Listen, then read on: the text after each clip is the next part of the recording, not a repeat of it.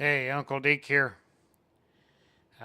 One more compilation of some videos taken with the Mobius and the maiden days with a day with the Kraken. As you can see here, life was not rosy to begin with. We had a hard time figuring out how to get the thing to take off straight.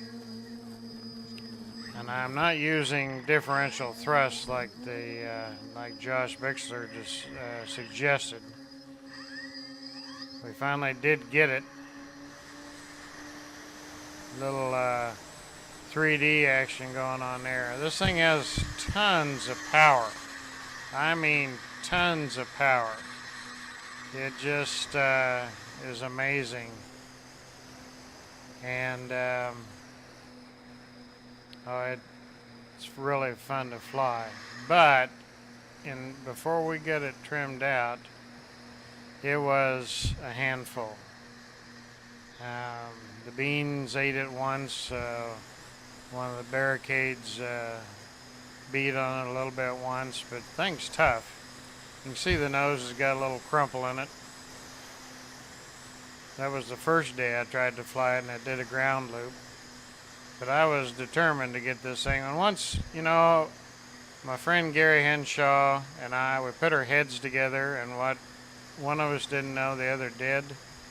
And we were able to figure out what was wrong with it. It was just little tiny tweaky things. But we got it flying really good. And the main thing was the CG. Now I've got lots of wings, and every wing I've ever had, the CG is a finite point. And you got to find it or it doesn't fly. Once you get it, and once you duplicate it, no problem at all. But this is a little smoother takeoff here.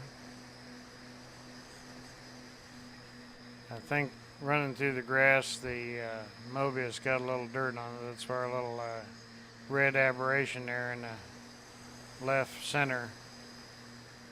That's just dirt on the lens. But of course you can see this field. This field's been flooded twice this year.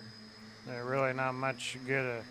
The beans didn't really make on it, and but that's the way it is here in the Midwest. Where the bottom land is either feast or famine.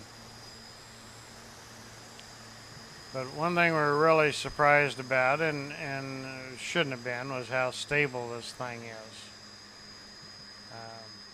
Of course, we're flying it with a autopilot, which is helping with the stability. But even without it, it's a pussycat to fly. Now, we talked about differential thrust. I probably will try that when I get to be more familiar with how it works. It'd be nice if a guy could put it on a switch, but I'm not sure. It's a mix. You might be able to put a mix on a switch, I'm not sure. But it would be fun to try. But I'm thinking when you take it off, somebody asked in one of the comments is, do the elevons drag on the ground? Well, it depends on how tall the grass is, but not really. You put little pieces, you use a lot of bamboo barbecue skewers in the construction of this plane.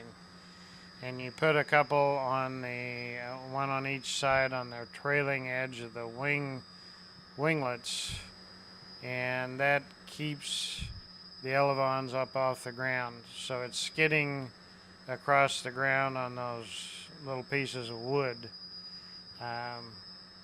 It doesn't take long to take off, and we found out that you don't want to give it full throttle and too much up, because it will just go straight up. Better to do what this last takeoff showed and just go easy on it and let it take off and be nice and smooth. Now we're going to have to do two things. We're going to have to experiment with the propellers. Going to try a couple of stiffer ones. Those slow fly ones I think are flexing too much. This has a lot of power, and it's a heavy plane. It's a big plane. 6 foot tall wing. And those slow fly props should be alright if you're just flying it around just over your head and just going super slow. But I see the opportunity here to go someplace with this thing and have a really large platform.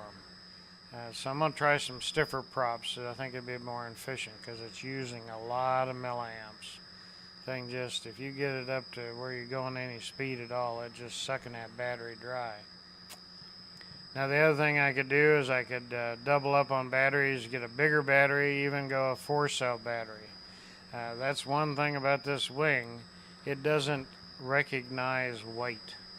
It has such a big wing, so much lifting surface that if you can get it moving, it's going to take off.